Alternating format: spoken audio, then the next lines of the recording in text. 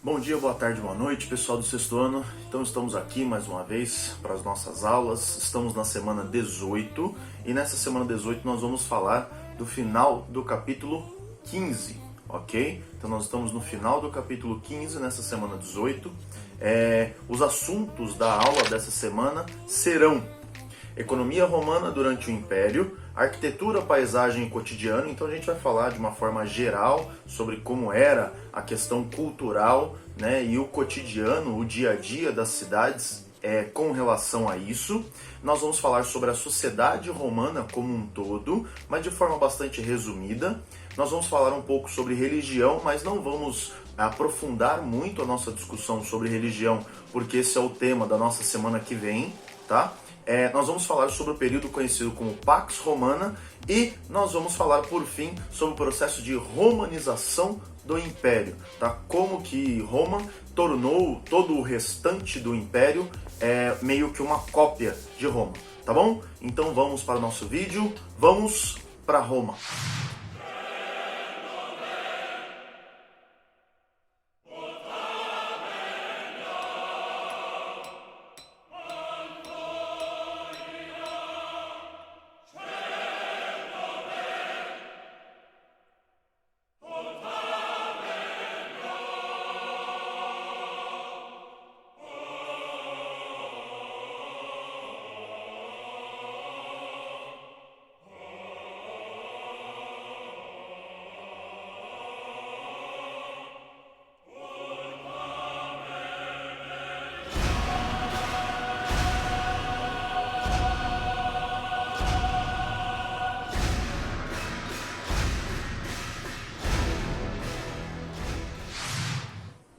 Beleza, então quando nós falamos sobre economia romana, economia do Império Romano, a gente tem que sempre lembrar que a economia do Império Romano ela tinha algumas características básicas. Para vocês do sexto ano, eu gosto de resumir a 3 pontos básicos. Primeiro, era uma economia do Império Romano, era uma economia escravista, era uma economia comercial e era uma economia monetária. Como assim, professor? Escravista. A mão de obra principal do Império Romano era a mão de obra escrava, porque eles tinham acabado de passar por um processo de expansão territorial muito grande e, dentro desse processo de expansão territorial, eles acumularam uma grande quantidade de escravos que foram utilizados como mão de obra, tá? Então era uma economia escravista, tinha como principal mão de obra a mão de obra escrava, tá? Dos escravos de guerra, principalmente. Era uma economia comercial, por quê? Porque ela dependia do comércio dos produtos que existiam dentro dos territórios dominados por Roma. Então, em todos aqueles territórios, né, que aparecem nos mapas que foram dominados pelos romanos, tinha uma diversidade de produtos muito grande e todos esses produtos eram comercializados entre as diversas partes do território romano. E esse comércio era o que sustentava, digamos assim, a economia dinâmica de Roma. Toda aquela situação, toda aquela estrutura econômica de Roma era baseada nesse comércio de longa distância. E por fim, nós temos uma economia monetária. O que é isso? É uma economia que se utiliza muito de moedas para as trocas comerciais. Não era feito muito escambo, né? Aquela troca comercial direta, eu faço um produto e troco com outra pessoa que faz o outro produto diretamente. Não, eu faço o meu produto, vendo o meu produto, consigo moedas e com essas moedas compro os produtos que eu desejo, tá? Então, de novo, era uma economia escravista, era uma economia comercial e era uma economia monetária, tá bom? Agora, sobre a questão da arquitetura, paisagem e cotidiano. Vai ser bem resumido, não vou me aprofundar nem próximo do que está lá no Poliedro. O Poliedro fala sobre construções arquitetônicas específicas e técnicas de arquitetura e a produção com os arcos. Eu não vou entrar nesses pontos específicos, porque eu vou mais confundir a cabecinha de vocês do que qualquer outra coisa.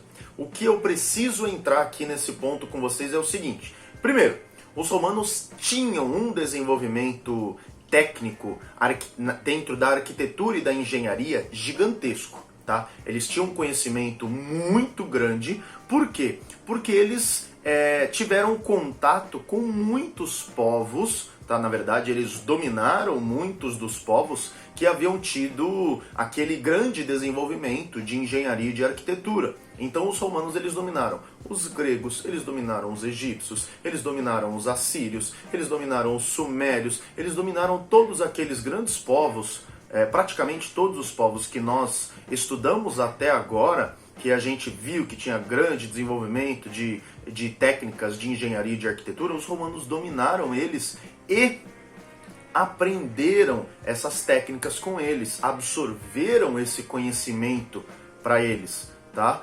Além, obviamente, do conhecimento próprio deles. Os etruscos, né, que dominaram Roma no início do período monárquico, já tinham um grande conhecimento de engenharia e de arquitetura. Então tudo isso serviu para ser a base da civilização e dos conhecimentos técnicos de Roma nesse aspecto. Então eles construíam de tudo que você pode imaginar. Eles tinham teatros, eles tinham os fóruns, que eram as grandes praças principais em todas as cidades romanas. Eram os fóruns romanos, onde eles faziam desfiles dos generais vencedores. Eles publicavam as ordens imperiais. Eles faziam tudo que fosse muito importante ali em torno do fórum. Eles tinham construções de teatros, de pórticos, de palácios, de pontes e estradas que eram extremamente importantes como construções para o Império Romano.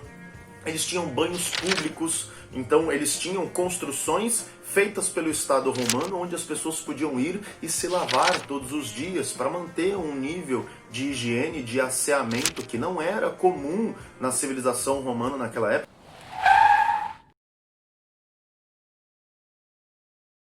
E inclusive mais tarde, depois que Roma acaba, esse costume ficou perdido durante muito tempo. Eles tinham bibliotecas públicas, então eles tinham um conhecimento e um nível de desenvolvimento urbano muito grande em comparação aos povos da época. E isso marca muito. Eles tinham os aquedutos. Os aquedutos, ou aquedutos, tá?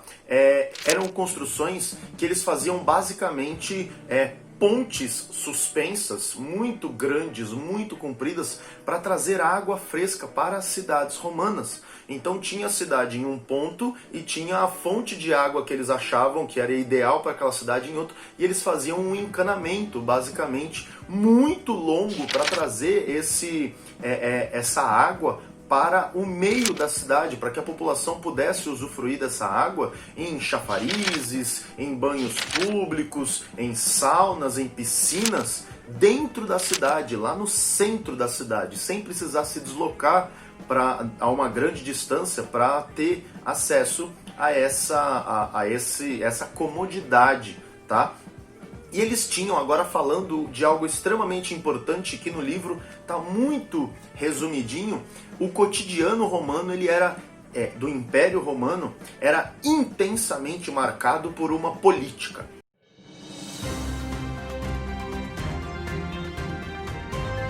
E a política era chamada de política do pão e circo.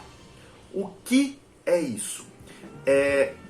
Os romanos perceberam que quando a população sentia fome por qualquer motivo que fosse, se eles tivessem muita fome, se faltasse muita comida, ou se eles estivessem muito entediados, se eles não tivessem o que fazer, com o que se distrair, isso aumentava a quantidade e a intensidade das revoltas populares. Então o que eles fizeram? Eles perceberam que valeria muito mais apenas para eles, governantes romanos, distribuir comida gratuitamente e financiar, gastar dinheiro com entretenimento, com o que quer que fosse de distração para o povo, para que o povo não se revoltasse tão facilmente. Agora vamos falar um pouquinho sobre a sociedade romana. Professor, a gente gente já falou 1 milhão de vezes sobre a sociedade romana. O que mais tem pra gente ver sobre a sociedade romana? Pelo amor de Jesus Cristo, professor. Então, agora a gente pode ver, na verdade, falar um pouquinho, muito brevemente, sobre a constituição, sobre a organização da sociedade romana enquanto grupo social, de fato. Como assim, professor? Eles eram uma sociedade, mesmo durante o Império, uma sociedade patriarcal. O que é isso? Uma sociedade que tem como o ponto focal, como objetivo, como quem controla a situação, os homens mais velhos das famílias. Os homens mais velhos de cada família, os avós ou os pais mais velhos, eles eram vistos como aqueles que detinham todo o poder naquela sociedade, tá? Chegando ao ponto, inclusive, de esposas, filhos e escravos de uma família serem vistos todos como posses do homem mais velho. Então, uma esposa de um homem era visto como sendo um bem que ele possuía. Os filhos eram vistos como um bem que aquele homem possuía. E os escravos também eram vistos como bens.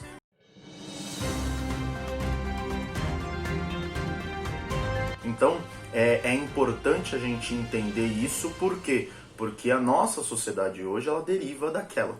Então nós temos ainda alguns resquícios, infelizmente, dessa organização e dessa visão de alguns grupos e de algumas pessoas como sendo posses, tá?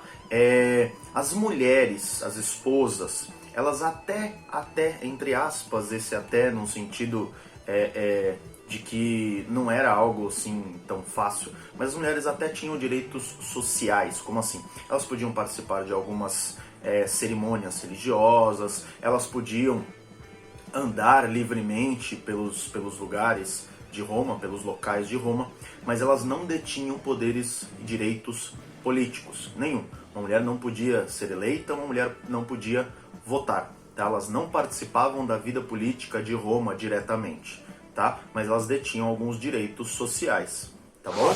Sobre a religião romana. A religião romana, ela é extremamente conectada com a religião grega, né, que a gente chama de mitologia greco-romana. Nós chamamos de mitologia porque hoje nós não acreditamos nessa compreensão cosmológica do universo, mas para eles era a religião. Eles acreditavam, eles entendiam que para eles aquela era a explicação de como o universo tinha surgido, como ele havia sido criado e como ele era, digamos assim, organizado pelos deuses. Tá? É importante a gente saber e sempre colocar na nossa cabeça isso. Quando nós falamos sobre mitologia romana, nós estamos falando sobre a religião daqueles povos, tá? Daquela população daquela época. A vida deles era explicada pela religião, assim como para as pessoas que acreditam numa religião hoje, a vida das pessoas está intensamente conectada com a religião. Tá? Então, as pessoas, quando nós estudamos mitologia romana hoje e achamos as coisas meio absurdas, meio estranhas, a gente tem que entender que aquela era a forma que eles interpretavam a própria realidade, que eles explicavam a realidade deles, dado o fato de que eles não tinham o conhecimento científico, técnico, o que quer que seja que a gente possa denominar hoje, de como explicar as situações do nosso dia a dia hoje. Tá bom? A religião romana foi levada para todos os territórios dominados por eles. Eles não impuseram a religião romana, mas ela foi levada até todos os territórios dominados por eles e com isso ela se espalhou. E por fim, o último ponto que a gente pode ressaltar aqui é falar que o cristianismo ele surgiu de certa forma dentro do Império Romano, dentro dos territórios dominados pelo Império Romano, e em um determinado momento, a partir de um determinado momento, o cristianismo se tornou um grande problema para Roma, tá? As ideias de Cristo, né, de Jesus Cristo, foram bastante problemáticas para a sociedade romana, mas isso a gente vai ver mais para frente esse ano.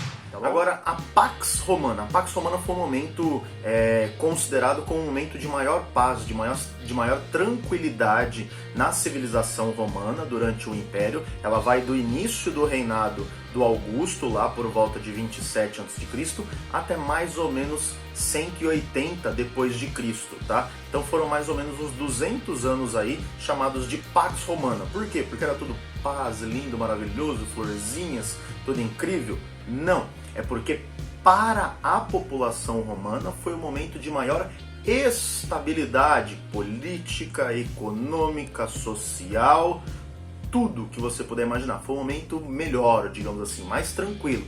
Mas eles não estavam em paz de tipo, ai, não precisamos mais brigar, não vamos mais lutar contra mais ninguém. Não tinha nada disso.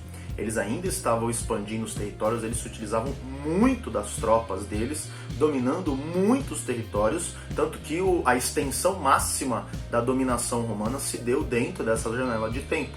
Lá por volta de 117 depois de Cristo foi quando Roma teve o ponto máximo dos seus domínios territoriais, tá bom? Então foi um momento de pax para Roma, tranquilo para os cidadãos que viviam dentro dos territórios romanos, mas para os povos estrangeiros eles continuavam sendo invadidos, agredidos, mortos pelas tropas romanas.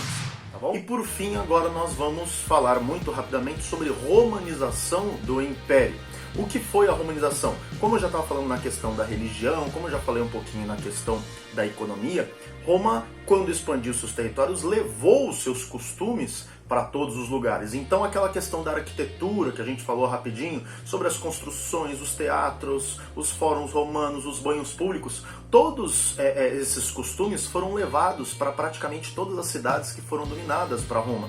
Óbvio, umas cidades foram mais romanizadas, ou seja, copiaram mais, digamos assim, as técnicas e a vida que existia em Roma, enquanto outras cidades foram menos. Mas os romanos buscavam fazer isso com todos os territórios que eles dominavam, tá? Então eles levaram a economia deles, eles levaram a estrutura política deles, eles levaram os costumes, tradições e a sociedade, a organização social deles para todos os lugares, tá bom? Os povos que eram dominados por eles, eles tinham liberdade de culto religioso. Então Roma não forçava que eles apagassem a religião deles e adotassem a religião romana. Mas, ao mesmo tempo que eles tinham liberdade de culto, eles não podiam de forma alguma desrespeitar a religião romana, os costumes romanos. Dessa forma, esses costumes e a religião, a visão de mundo romana, ela estava sempre muito presente em todos os territórios e inevitavelmente acabou tendo os seus efeitos. Ela acabou sendo adotada por boa parte da população, porque era a religião, eram os costumes, as tradições do povo que os dominava. E isso tem muita força, tá bom? As leis romanas tinham que ser respeitadas, o imperador romano não podia ser desrespeitado de forma alguma, tá? E tudo isso, esse conjunto de fatores, fez com que Roma tivesse muita força. Eles se impuseram por força, pelas forças militares, mas também pela cultura deles nos cantos mais distantes dos domínios territoriais que eles tiveram, tá? Inclusive as moedas utilizadas no comércio, na economia romana como um todo, tinham as caras dos imperadores, tinham os rostos dos imperadores gravados nas moedas. Então o rosto do imperador estava ali no dia a dia de todas as pessoas dentro do Império Romano, tá bom? E por fim, o último ponto aqui rapidinho, são as estradas. As estradas romanas foram absolutamente importantes. Eles construíram mais ou menos uns 80.000 quilômetros de estradas. Tá? Isso dá para dar 2 voltas no planeta na altura do Equador. Tá? E esses 80.000 quilômetros de estradas eram fundamentais para a comunicação de todos os territórios, para o controle de todos os territórios, porque é mais fácil você transportar tropas por essas estradas, o envio de alimentos, de ajuda, de tudo. Tudo era facilitado por conta deles terem construído essas estradas. Tá bom? Então é isso que nós temos para discutir nessa semana. Essa semana não vai ter parte extra, não é necessário. tá? Já que nós estamos finalizando o capítulo 15, peço gentilmente que vocês façam uns exercícios do capítulo 15, busquem a correção lá pelo sistema do P+, tá? E eu e o professor Chiquinho vamos começar a fazer uma discussão de vez em quando sobre alguns exercícios, já que nós temos mais tempo nas aulas interativas agora, para que vocês não fiquem assim tão soltos, digamos assim, como a gente tem feito nos últimos tempos, porque agora a gente tem mais tempo para dar essa atenção um pouquinho maior para vocês nesse sentido, tá bom? É isso aí, muito obrigado por estarem aqui até agora. Falou!